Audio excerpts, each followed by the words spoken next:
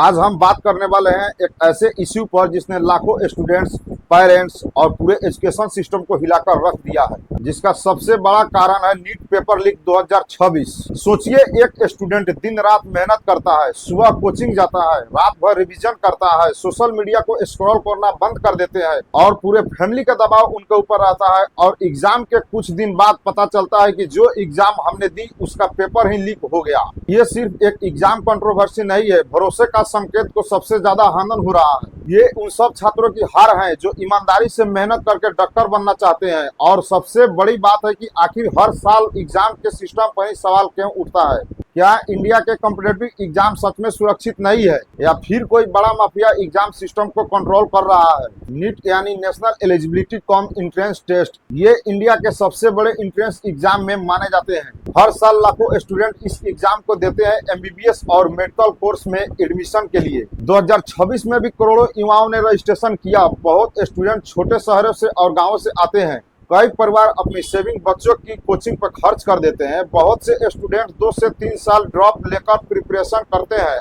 एक middle class family के लिए डॉक्टर बनना उनका करियर नहीं होता है, उनका सपना होता है जिससे अपने परिवार को सबसे आगे की तरफ लेकर जा सके। इस वजह से एग्जाम सिस्टम पर शक हो तो निराशा और गुस्सा दोनों नेचुरल है। नीट यूजी 2026 एग्जाम 3 मई 2026 को कंडक्ट हुआ था। एग्जाम के तुरंत बाद सोशल मीडिया पर कुछ स्टूडेंट और सर्किल ग्रुप का क्लेम था कि एक so called guest paper exam से पहले सर्कुलेट हो रहे हैं और आरोप लगे कि उस गेस्ट पेपर के ही है क्वेश्चन एक्चुअल एग्जाम से मैच कर रहे थे। इनिशियली लोगों को लगा कि अफवाहें हैं। हर साल एग्जाम के बाद सोशल मीडिया पर फेक क्लेम वायरल होते रहते हैं और इस बार मैटर धीरे धीरे सीरियस होता गया। कुछ रिपोर्ट्स के अकॉर्डिंग राजस्थान पुलिस एसओजी ने इन्वेस्टिगेशन स्टार्ट की। इन्वेस्टिगेशन ने क्लेम किया कि एक सर्कुलेट डॉक्यूमेंट 100 ऑफ क्वेश्चन से थे, जिसमें से कथित तौर पर कई क्वेश्चन रियल पेपर से ही मिल रहे थे। नीट पेपर एग्जाम 3 मई 2026 को कंडक्ट हुआ था, उसमें से ये मिल रहे थे। फिर सोशल मीडिया पर हैशटैग ट्रेंड होने लगा, hashtag NEET paper leak, hashtag re NEET, hashtag justice for students. आज ईमानदार छात्रों का फ्यूचर बर्बाद हो रहा है। जब विवाद बढ़ने लगी तब नेशनल टेस्टिंग एजेंसी यानी एनटीए पर प्रेशर बढ़ने लगा। शुरू में अधिकारियों ने इन्वेस्टिगेशन की बात कही, लेकिन कुछ दिन बाद सिचुएशन और सीरियस हो गई। रिपोर्ट्स के अनुसार सरकार ने सेंट्रल एजेंसी को मैटर रेफर कर दिया। उसके बाद सीबीआई ने भी एलाइट पेपर लीक केस में एफआईआर रजिस्टर की। सबसे बड़ा शौक तब लगा जब रिपोर्ट्स आई कि नीट यूजी 2026 एग्जाम कैंसिल किया गया और री एग्जाम कंडक्ट करने का डिसीजन लिया गया। इमेजिन कीजिए, जो स्टूडेंट ऑलरेडी मेंटली उन्हें फिर से प्रिपरेशन करनी पड़ गई। एक एग्जाम कैंसिल करना सिर्फ एक एडमिनिस्ट्रेटिव डिसीजन नहीं होता है, उसका इमोशनल इम्पैक्ट बहुत बड़ा होता है। रेडिट डिसीजन में भी स्टूडेंट ने कंसर्न एक्सप्रेस किया कि रिलेटेड कंट्रोवर्सी से ट्रस्ट बहुत स्टूडेंट मेंटली स्ट्रेस्ड हो गए। आप इमेजिन कीजिए कि एक स्टूडेंट ऑलरेडी डिप्रेशन और एंजाइटी से जूझ रहा है और उसको सडनली पता चले कि एग्जाम दोबारा देना होगा, एग्जाम कैंसिल हो गया है, तो क्या बीतेगा उनके ऊपर?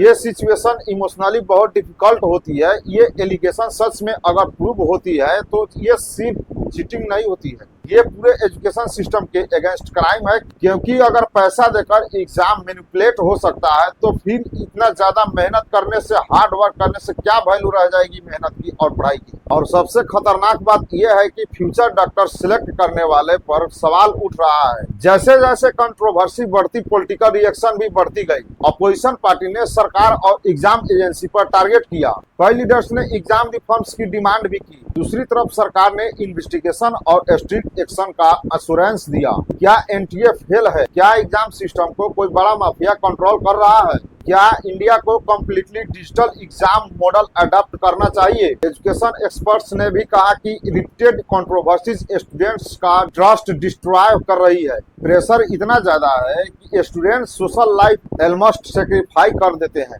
और जब एग्जाम लीक एलिगेशन आते हैं तो नेचुरली स्टूडेंट्स को लगता है कि उनकी मेहनत की कोई वैल्यू नहीं। मेरा मानना है कि एग्जाम सिस्टम ट्रांसपेरेंसी और सिक्योरिटी दोनों इम्प्रूव करने की जरूरत है। इसी वजह से एक्सपर्ट्स ने भी एडवाइस दिया कि सिर्फ ऑफिशियल अपडेट्स पर ही ट्रस्ट किया जा सकता है। लेकिन एक चीज बहुत क्लियर थी कि स्टूडेंट का गुस्सा बहुत ज्यादा सच्चा था। उन्हें लग रहा था कि सिस्टम रिपीटेडली उन्हें डिसअपॉइंट कर रही है। कुछ स्टूडेंट सोशल मीडिया पर अपनी इमोशनल का वीडियो अपलोड कर रहे थे। कुछ छात्र बोल रहे थे कि उनके फ्यूचर को लेकर बहुत डर लग रहा है। इसलिए सिर्फ इन्वेस्टिगेशन ही नहीं, स्टूडेंट मेंटल हेल्थ सपोर्ट भी इक्वली इम्पोर्टेंट है।